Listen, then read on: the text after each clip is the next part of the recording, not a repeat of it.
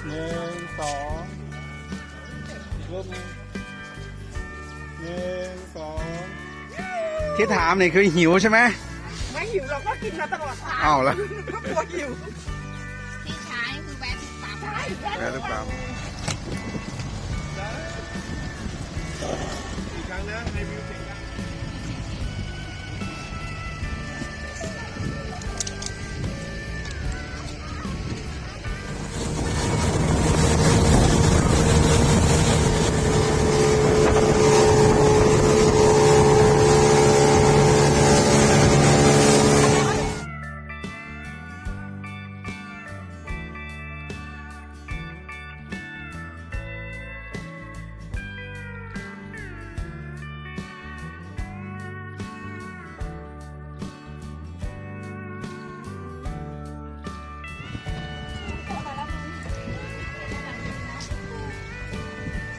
เดินนะลูก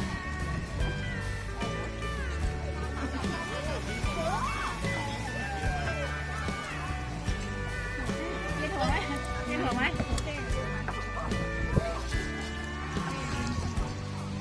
แม่เดินไปข้างในได้เดินไหวไหม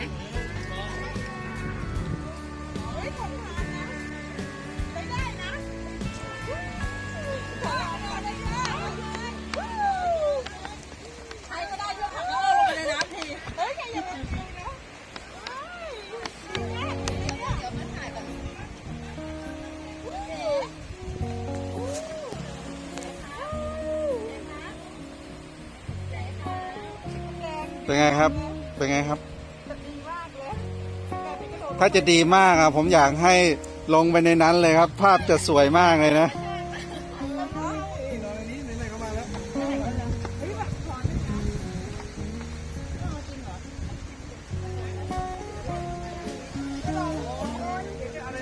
ไม่หล่นไม่หล่นไม่หล่นไม่หล่น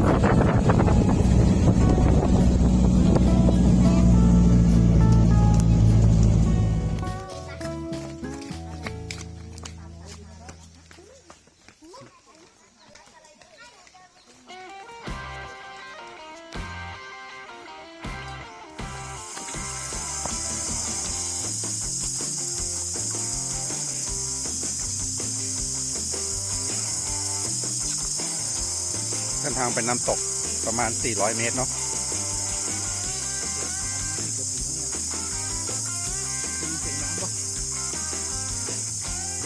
ยงแมงอะไรก็ไม่รู้ครับใกล้ถึงจุดหมายแล้วครับนี่เดินมาได้ประมาณครึ่งทางแล้ว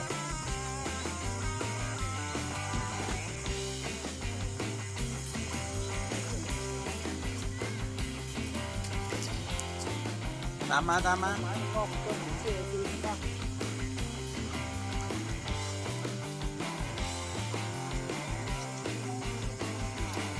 เหมือนเราจะมาหน้าแล้งอะฮะผิดฤดูฮะ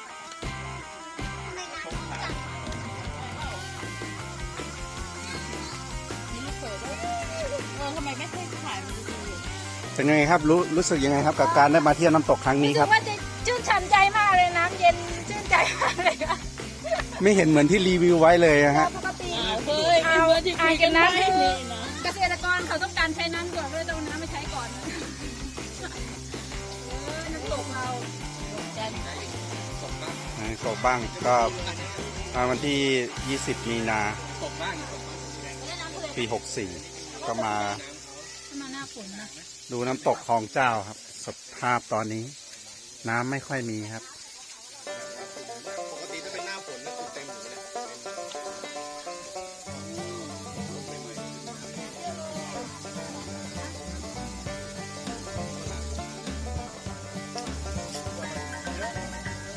ที่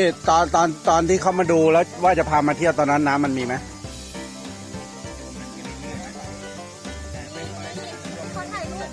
มี เรามาช้าไปฮะ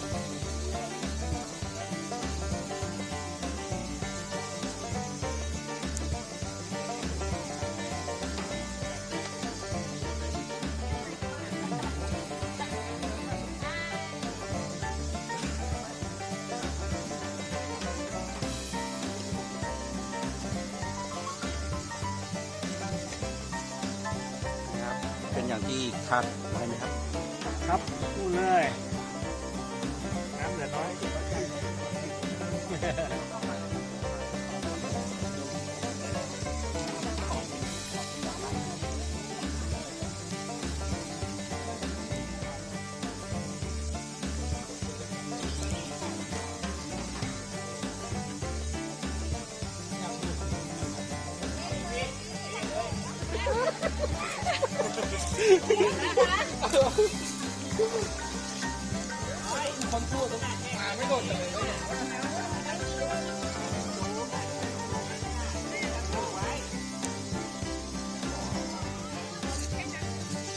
เรื่องจริงนะไม่ใช่งานนะมันรู้ไหนเรื่องจริง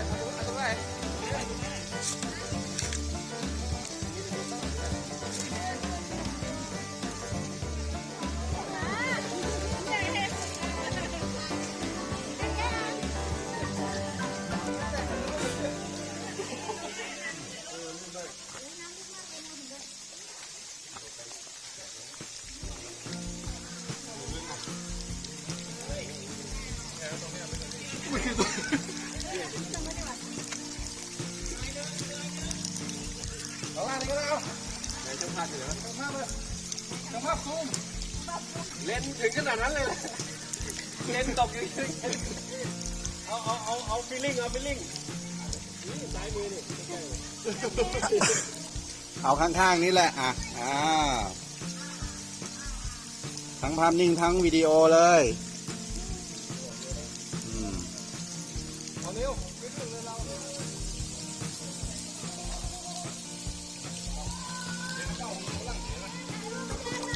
ตรงนี้มันเป็นชิ้นหินเลยโอ้โหให้มันต้องการที่ว่าจนเลย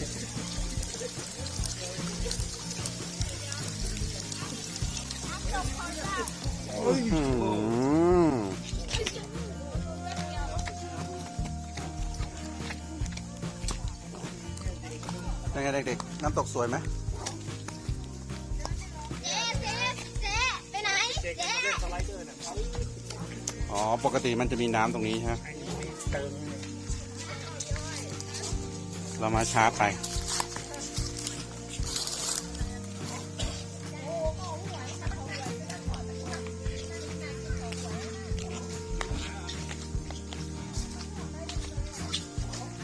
มีพี่แดงคนเดียวที่มาถึงน้ำตกเปียกแล้ว เย็นมาก มันไม่มีขึ้นทับผ้าหรอกเพราะว่าคนที่ขับรถมันเรือมันเหมือนจะล้มอ่ะเรือมันจะล้ม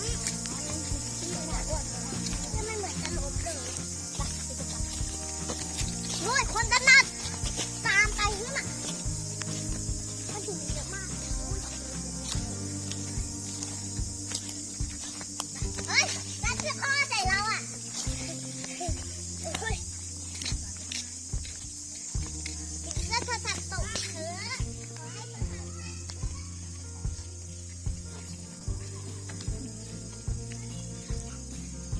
เหมือนมาทัศนศึกษาค่ายลูกเสือเลยนะ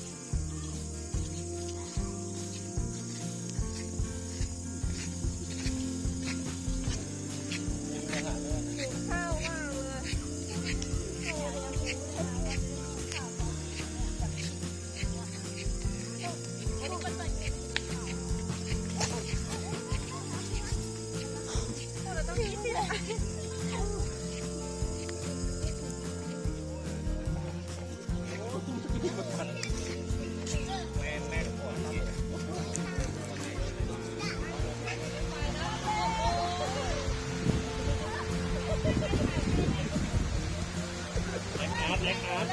ไปลงน้ำ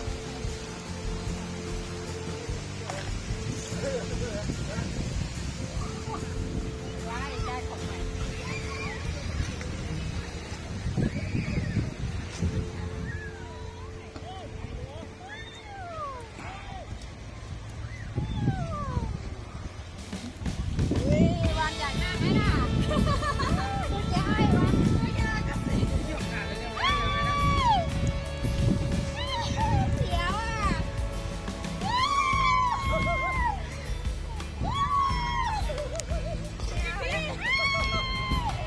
กินแล้วกันพอแล้วพอจับฉันหน่อย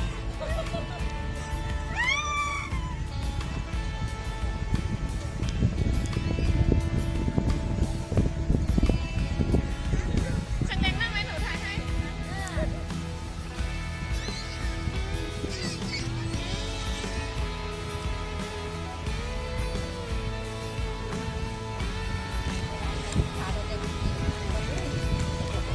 กระดึ๊บไปเลยเหรอ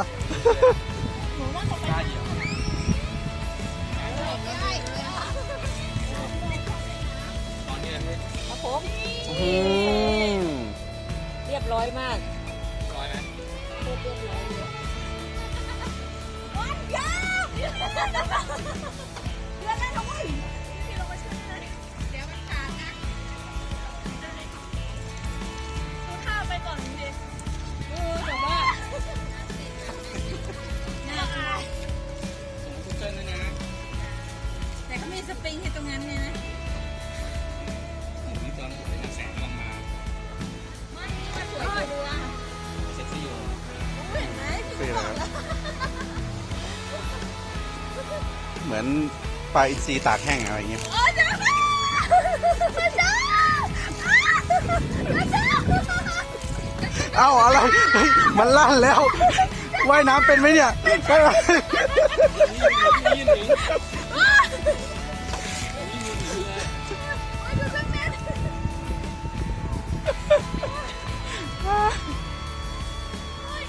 เอาการกลับเฉยเลย